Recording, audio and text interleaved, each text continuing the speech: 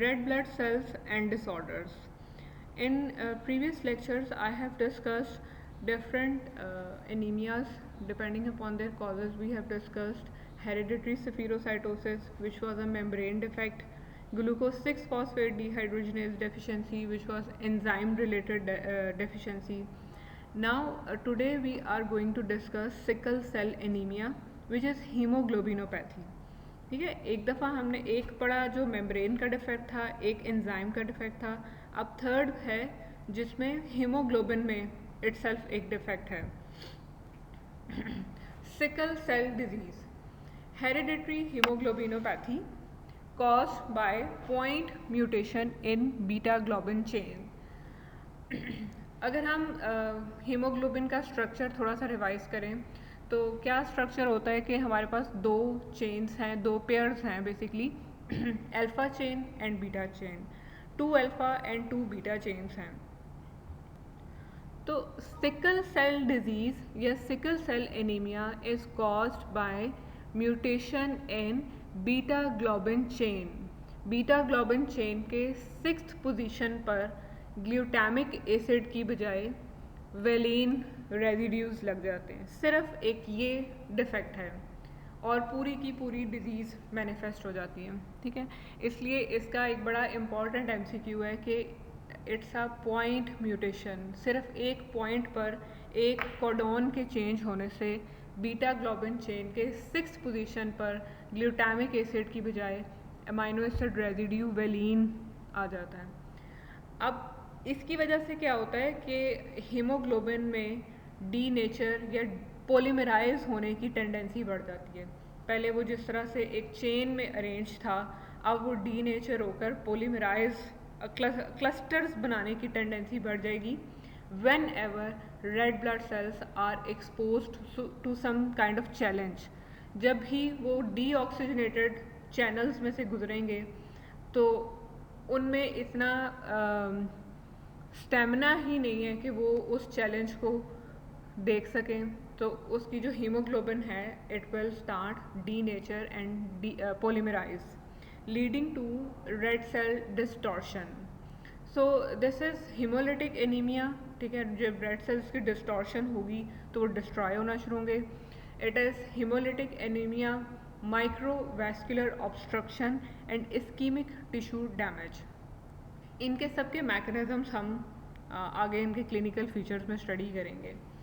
सो एक थोड़ा सा रिव्यू जनरल लेना है कि what are the types of haemoglobin. Normally एक ह्यूमन बीइंग में क्या टाइप्स हैं हीमोग्लोबिन की.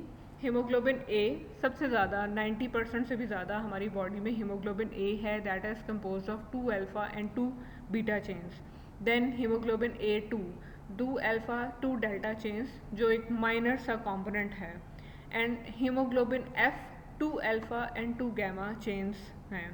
ये सब हम अपने 3rd ईयर में या 2nd ईयर में फिजियोलॉजी में एक दफ़ा पढ़ चुके हैं, but just to have a review of haemoglobin types. Haemoglobin S क्या है कि 2 अल्फा और 2 बीटा चेन्स ही हैं, लेकिन सिर्फ बीटा चेन डिफेक्टेड है. ठीक है, तो इट्स अ हेरिडिटरी डिसऑर्डर. हमने पहले डिस्कस कर लिया कि it's a hereditary disorder. So इसकी sickle cell trait, sickle cell disease. Trait means heterozygous. 2 alpha 2 beta chains तो हैं, लेकिन जो जीन्स हैं इनको इनकोड करने के लिए वो कैरियर हैं. ठीक है, वो हेट्रोजाइगस हैं. और this is a sickle cell trait. Sickle cell trait में कोई ऐसे सिम्टम्स नहीं होंगे, और अगर होंगे तो बहुत माइल्ड से सिम्टम्स होंगे. बट सिकल सेल डिजीज़ तब मैनिफेस्ट होगी जब होमोजाइगस होगा. ठीक है, सो हर एक जो भी होमोजाइगस है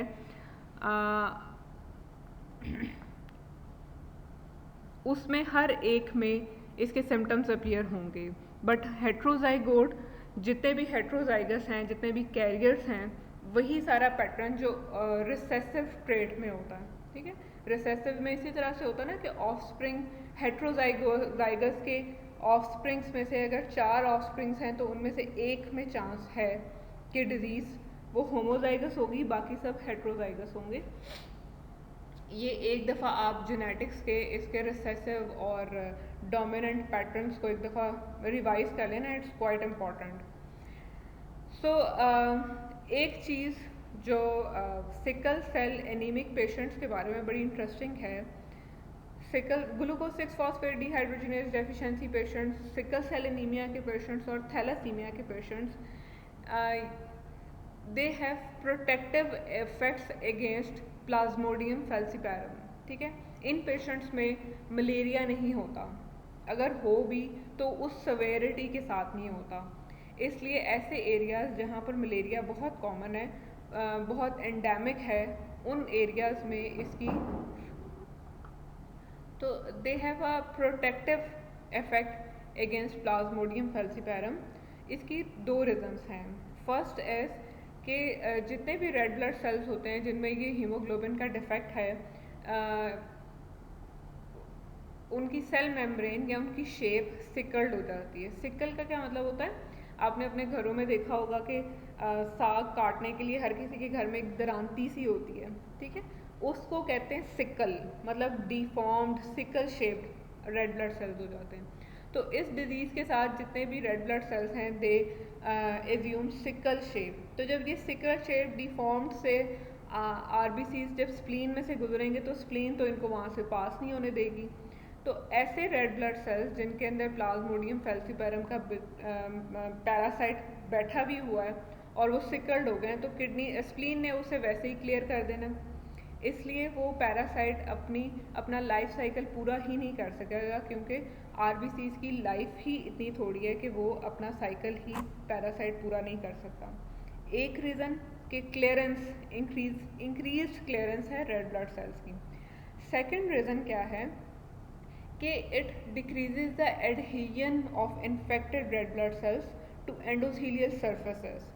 ठीक है, इसका क्या फ़ायदा होता है कि जो इन्फेक्टेड रेड ब्लड सेल्स हैं, बेसिकली जिन रेड ब्लड सेल्स में पैरासाइट्स हैं उन्होंने एंडोथीलियम के साथ अटैच होना है by their some important membrane knobs. तो ये जो सिकलिंग है it prevents the formation of those membrane knobs. तो जब वो मेम्ब्रेन नॉब्स नहीं बनती तो ये एंडोथीलियम के साथ एडहेयर नहीं करते। अगर वो एडहेयर नहीं करेंगे तो जो भी पैरासाइट की कॉम्प्लिकेशंस हैं, स्पेशली सेरिब्रल मलेरिया, कि वो ब्रेन में एंटर हो जाए और उसकी सारी की सारी मैनिफेस्टेशन सारी सेरिब्रल मलेरिया की स्टार्ट हों, तो ये उस चीज़ को प्रिवेंट करता है। ठीक है, सो बाय टू मैकेनिज़म्स प्लाज्मोडियम फैल्सिपैरम से ये इंडिविजुअल्स प्रोटेक्टिव हैं। फर्स्ट इज क्लियरेंस, के रेड ब्लड सेल्स की इतनी लाइफ ही नहीं है कि वो पैरासाइट का पूरा लाइफ साइकिल पूरा करे, and next is decreasing the adherence of infected red blood cells to endothelium by preventing the formation of membrane knobs by parasites. ठीक है, now this is the diagrammatic illustration of sickling के basically क्या है। अब देखें कि upper left corner पर glutamic acid, normal haemoglobin A, सिर्फ एक पॉइंट म्यूटेशन हुई, मिसफिट कोडॉन लगा वहाँ पर और वेलिन आ गया वहाँ पे। 6th पोजीशन पर इसके इंतहाई बेतहाशा MCQs आते हैं कि क्या ये पॉइंट म्यूटेशन है, फ्रेम शिफ्ट म्यूटेशन है, मतलब आपको काफ़ी सारे MCQs आएंगे, मतलब पॉइंट म्यूटेशन फिर ग्लूटामिक से होता है कि वेलिन से होता है, 6th पोजीशन पर होता है कि किसी और से होता है, बीटा चेन पर होता है या किसी और, मतलब सिकल सेल की इवन सिर्फ डेफिनेशन में से भी आपके पास 5 से 6 MCQs कवर होते हैं। बहरहाल हीमोग्लोबिन S बन गया। हीमोग्लोबिन S जिसमें हमारे पास सिकलिंग के चांसेस काफ़ी ज़्यादा हैं। अब क्या फैक्टर्स हैं, कुछ 3-4 फैक्टर्स हैं जो हीमोग्लोबिन की सिकलिंग को प्रमोट कर सकते हैं या उसको इनहिबिट कर सकते हैं। फर्स्ट इज़ हीमोग्लोबिन की कॉन्सेंट्रेशन। अगर हीमोग्लोबिन पेशेंट जो है वो HbS ट्रेट है, इसका मतलब उसके अंदर सबसे ज़्यादा प्रोपोर्शन हीमोग्लोबिन A की है और कम प्रोपोर्शन हीमोग्लोबिन S की है, लाइक 40%। तो हीमोग्लोबिन A उस हीमोग्लोबिन S को पोलीमराइज होने से प्रिवेंट करेगा। ठीक है, तो haemoglobin A is a protective against sickling. Next, low pH, जितनी लो pH होगी उतनी ज़्यादा रेड ब्लड सेल्स में एबिलिटी होगी कि वो डी नेचर हो जाएं, जिसमें इम्पेयर्ड चेन पड़ी हुई है। और नेक्स्ट इज़ डीऑक्सीजनेशन। जितना ज़्यादा वो वाले रेड सेल्स जिनके अंदर हीमोग्लोबिन HbS की प्रोपोर्शन ज़्यादा है, वो जितना ज़्यादा डीऑक्सीजनेटेड चैलेंज फेस करेंगे उतनी ही ज़्यादा उनमें सिकलिंग प्रमोट होगी। ठीक है, अब आपके पास डायग्राम में दो पाथवेज हैं, एक इरिवर्सिबल सिकलिंग की तरफ और एक रिवर्सिबल सिकलिंग की तरफ। ठीक है, इरिवर्सिबल सिकलिंग कब होती है कि हीमोग्लोबिन S के पॉलीमर्स रेड ब्लड सेल्स में ग्रो होना शुरू हो गए हैं। ठीक है, इतने ज़्यादा पॉलीमर्स बन गए हैं कि they will try to herniate the red cell membrane, और वो उससे बाहर की तरफ निकलने की कोशिश करेंगे। Now the HbS polymer is surrounded by only lipid bilayer of red cell membrane. ठीक है, इसी डी अरेंजमेंट की वजह से, रेड सेल मेम्ब्रेन की डी अरेंजमेंट की वजह से कैल्शियम का इफ्लक्स हो जाएगा, कैल्शियम सेल के अंदर आना, कैल्शियम का इनफ्लक्स स्टार्ट हो जाएगा, कैल्शियम सेल के अंदर आना शुरू हो जाएगा और पोटाशियम और वाटर सेल के बाहर जाना शुरू हो जाएगा, जिसकी वजह से डिहाइड्रेशन होगी और ज़्यादा pH डिस्टर्ब होगी, that will lead to sickling. ठीक है, और ये इरिवर्सिबल सिकलिंग होगी। ठीक है, ये इरिवर्सिबल सिकलिंग है। अब क्या है कि जितनी ज़्यादा स्वेरिटी, जितना ज़्यादा डैमेज होता जाएगा उतनी ही ज़्यादा उसकी सिकल्ड शेप रिटेन होती जाएगी। जितना ज़्यादा कैल्शियम अंदर आता जाएगा, वाटर बाहर निकलता जाएगा, उतना ज़्यादा सेल डिहाइड्रेट होता रहेगा। और ये सारी की सारी क्या है कि अब हेमोलिसिस की जो स्वेरिटी है इट डिपेंड्स अपॉन सिकलिंग, कि जितनी ज़्यादा सिकलिंग हो रही है उतनी ही ज़्यादा हेमोलिसिस स्टार्ट हो रही है। ठीक है, अब आप नीचे इसके इसी फ्लो शीट में नीचे देखो कि रिवर्सिबल सिकल्ड सेल्स क्या है कि जो जितने भी मीडिएटर्स रिलीज होंगे इस सिकलिंग के प्रोसेस में, it will make the red cells more adhesive to the endothelial surfaces. ठीक है, अब क्या है कि कुछ सिकल सेल की अपनी एडहीजन बहुत ज़्यादा है, उसके ऊपर एडहेसिव मार्कर्स बहुत ज़्यादा एक्सप्रेस हो रहे हैं। और नेक्स्ट इज़ कि सर्कुलेशन में जो ग्रैनुलोसाइट्स हैं वो ऐसे एडहेसिव मॉलिक्यूल रिलीज़ कर रहे हैं जो एंडोथेलियम के ऊपर एडहीजन को प्रमोट करेंगे।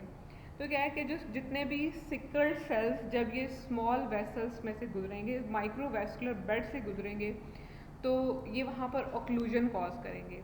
ये बेसिक, ये जो माइक्रोवेस्कुलर ऑक्लूजन है, ये बेसिक इसका मैकेनिज्म है for causing most of its crisis, जो हम आगे क्लिनिकल फाइंडिंग्स में इसका डिस्कस करेंगे कि इनके क्या बेसिक क्राइसिस होते हैं। एक चीज़ माइक्रोवेस्कुलर ऑक्लूजन हमने पढ़ ली, क्योंकि जो सिकल्ड रेड ब्लड सेल्स हैं उनमें एडहीजन की टेंडेंसी बहुत ज़्यादा होती है, इसलिए जब ये स्लो ब्लड वेसल्स चैनल्स में से गुजरेंगे तो ये एंडोथेलियम के साथ एडहेयर होना शुरू हो जाएंगे। एक चीज़। दूसरी बात है कि जब भी ये सिकल सेल वहाँ से गुजर रहे होंगे तो जो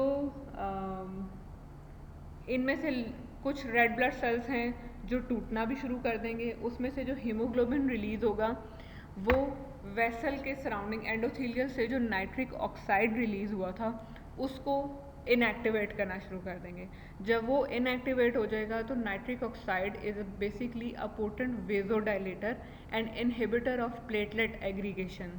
तो क्या है कि जब वो फ्री हीमोग्लोबिन उस नाइट्रिक ऑक्साइड को डीएक्टिवेट करना शुरू कर देगा तो वेसल और ज़्यादा कंस्ट्रक्ट हो जाएगी। जब और ज़्यादा कंस्ट्रक्ट हो जाएगी, ऑलरेडी सिकल सेल्स उसमें फंसे हुए हैं, तो that will promote more microvascular occlusion.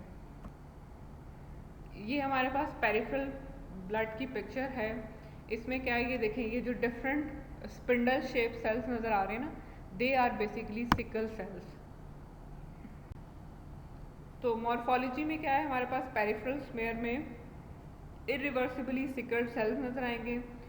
जब हेमोलिसिस हो रही है तो ऑब्वियसली उसके रिस्पॉन्स में बोन मैरो से रेटिकुलोसाइट्स एरिथ्रॉइड वो डिवीजन ज़्यादा शुरू हो रही है और रेटिकुलोसाइटोसिस बन रही है हो रही है।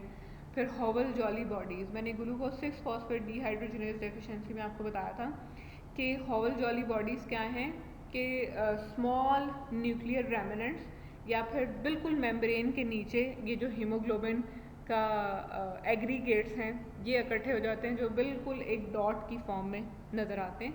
These are Howell Jolly bodies. तो हॉवल जॉली बॉडीज़ कोई ऐसा किसी स्पेसिफिक एनीमिया का फीचर नहीं है, ये किसी भी एनीमियाज में आ सकते हैं। बोन मैरो की क्या पिक्चर है कि ऑब्वियसली एरिथ्रॉइड हाइपरप्लेजिया हो रहा है उसमें। क्लिनिकल फीचर्स में ऑब्वियसली क्या है कि बोन मैरो हाइपरप्लास्टिक है, वो कंपनसेटरी प्रोड्यूस कर रही है बहुत ज़्यादा एरिथ्रॉइड सीरीज़ को, तो बोन मैरो एक्सपैंड होना शुरू हो जाएगा, इवन एक्स्ट्रा मिडलरी हीमोपोइसिस भी स्टार्ट हो जाएगी। जब बोन मैरो एक्सपैंड होगा तो बोन रिजॉर्ब होना शुरू हो जाएगी, बोन थिन होना शुरू हो जाएगी। तो जो स्कल की बोन है इसको कहते हैं, इसमें अपीयरेंस क्रू कट अपीयरेंस। आप अपने नेट पे सर्च करना कि बेसिकली क्रू कट होता क्या है। क्रू कट कहते हैं बहुत छोटा हेयर कट जो बिल्कुल स्पिक्यूलेटेड फॉर्म में सर के बिल्कुल इतने छोटे short very short haircut. तो इसमें क्या होता है कि सिकल सेल एनीमिया में भी स्कल की एक्सरे पे पोजीशन बिल्कुल ऐसे आती है कि स्पिक्यूलेटेड से ट्यूबैक्यूलीज लग रहे होते हैं और बहुत थिन लेयर में जा रहे होते हैं। तो आप एक दफ़ा इसकी डायग्राम देख लेंगे ना, अपने इंटरनेट पे चेक करेंगे तो आपको इसका कॉन्सेप्ट क्लियर हो जाएगा कि what is crew cut appearance. Cheeks, ये बोन्स बहुत ज़्यादा वीक हो जाएंगी और प्रोमिनेंट हो जाएंगी। अब ऑब्वियसली हेमोलिसिस चल रही है, बिलीरुबिन ग्लोबिन चेन्स टूट रही हैं, उसके मेटाबॉलिज्म में बिलीरुबिन बन रहा है, तो पिगमेंट स्टोन्स हाइपरबिलीरुबिनीमिया स्टार्ट हो जाएगा। And enlarge spleen in early phases. अब इसका ये एक बहुत इम्पॉर्टेंट पॉइंट है कि चाइल्डहुड में क्या है कि जब ही ये sickled red blood sales spleen में से गुजरेंगे, स्प्लीन की डिफरेंट चेक पोस्ट पे मैक्रोफेजेस बैठे हुए हैं, वो इन सिकल्ड रेड ब्लड सेल्स को उठाना शुरू कर देंगे सर्कुलेशन में से, वो क्लियर करने की कोशिश करेंगे इन्हें। इसी कोशिश में स्प्लीन का अपना साइज़ बड़ा हो जाएगा, जो हमने पहले भी पढ़ा था कि एक्स्ट्रा वेस्कुलर हेमोलिसिस में स्प्लीनोमेगैली होनी ही है, ठीक है। लेकिन क्या है कि अर्ली फेजेस में तो ऐसा हो रहा है, लेकिन आहिस्ता आहिस्ता जब इतना ज़्यादा स्प्लीन का साइज़ बढ़ जाए और स्प्लीन में इतने ज़्यादा sequestered sickle red blood cells इकट्ठे हो जाएंगे तो ultimately that will lead to infarction. अब वो रेड ब्लड सेल्स वहाँ पर पड़े हुए हैं, वो एक दूसरे से टकरा भी रहे हैं, सारा कुछ है, उधर थ्रोम्बोसिस हो रही है, इन्फाक्शन हो रही है, फाइब्रोसिस हो रही है। That will ultimately lead to aplasia of spleen. Spleen का साइज श्रिंक होना शुरू हो जाएगा। तो सिकल सेल का जितना चाइल्डहुड का पेशेंट होगा उसमें स्प्लीनोमेगैली होगी, लेकिन जितना यंग एज में जैसे जैसे एज प्रोग्रेस करेगी उसका स्प्लीन का साइज़ ख़त्म हो जाएगा। इसे कहते हैं autosplenectomy. Autosplenectomy due to infarction, fibrosis and shrinkage of spleen.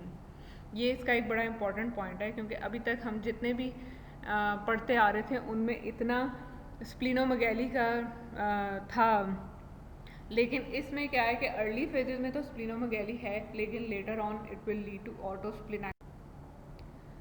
Clinical features, इसके क्लिनिकल फीचर्स एक बहुत वास्ट प्रेजेंटेशन है, डिफरेंट टाइप्स में प्रेजेंट होते हैं।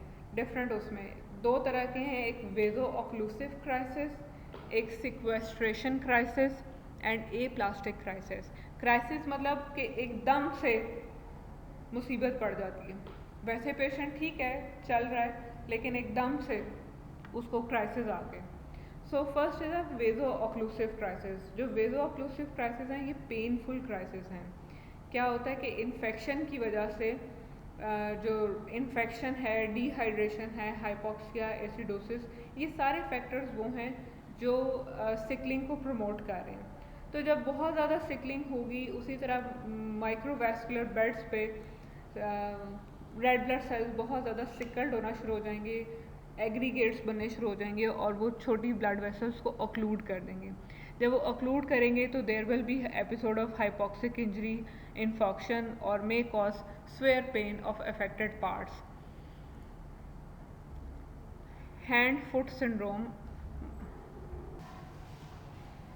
hand foot syndrome is basically due to painful bone crisis बच्चों में होते हैं कि बोन की वेसल्स में ऑक्लूजन स्टार्ट होते हैं तो बोन के में पेन है, तो that will lead to severe pain in hands and foot. इसको डेक्टिलाइटिस ऑफ बोन्स भी कहते हैं हैंड फुट सिंड्रोम को। Next is acute chest syndrome. Acute chest syndrome is particularly a very dangerous type of vaso-occlusive crisis which involves lungs. Typically presents with fever, cough, chest pain and pulmonary infiltrates or promote होती है due to infections. Next is priapism. Priapism affects almost 45% of males which leads to hypoxic damage and erectile dysfunctions. ये phenyl blood vessels में वेजो occlusive crisis है। And next is stroke.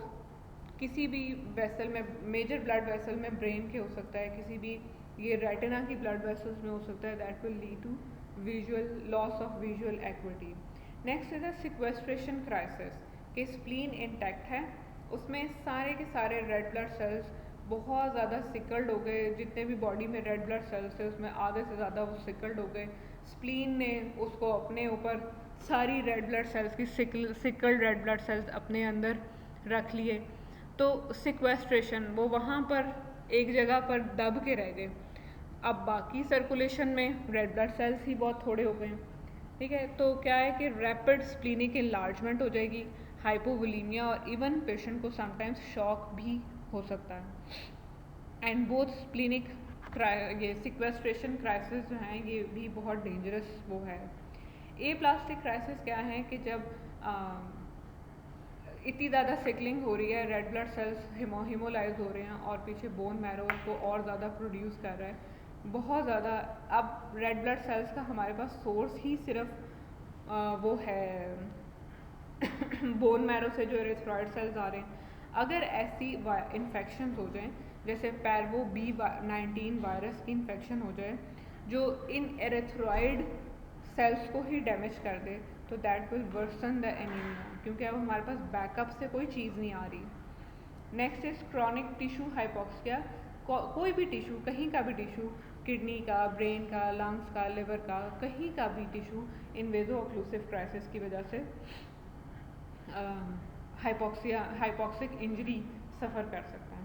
And next which is very important is हमने अपने third year में भी ये चीज़ पढ़ी थी कि जब अर्ली एजेस में तो स्प्लिनोमेगैली है, जब लेटर एजेस में जाके ऑटोस्प्लिनेक्टमी हो जाएगी तो वो सारे पेशेंट्स 3 मेजर पैथोजेंस की इन्फेक्शंस के लिए प्रोन हैं, pneumococcus, Haemophilus influenza and meningitis. इसलिए इन पेशेंट्स में हमें इन इन्फेक्शंस को प्रिवेंट करने के लिए प्रोफाइलैक्टिक वैक्सीनेशंस देनी पड़ेंगी।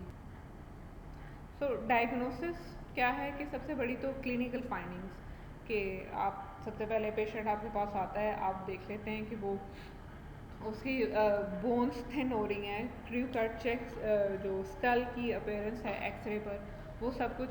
फिर पेरिफेरल फिल्म में आप irreversible sickled red blood sales देख सकते हैं और डिफरेंट इन्वेस्टिगेशंस हैं जो आप करवा सकते हैं इसको डायग्नोज करने के लिए। फर्स्ट इज सिकलिंग टेस्ट कि आप ऐसे पेशेंट का ब्लड ऐसे एजेंट मेटाबाइसल्फाइड एक ऑक्सीजन कंज्यूमिंग एजेंट है, आप इसमें डालें।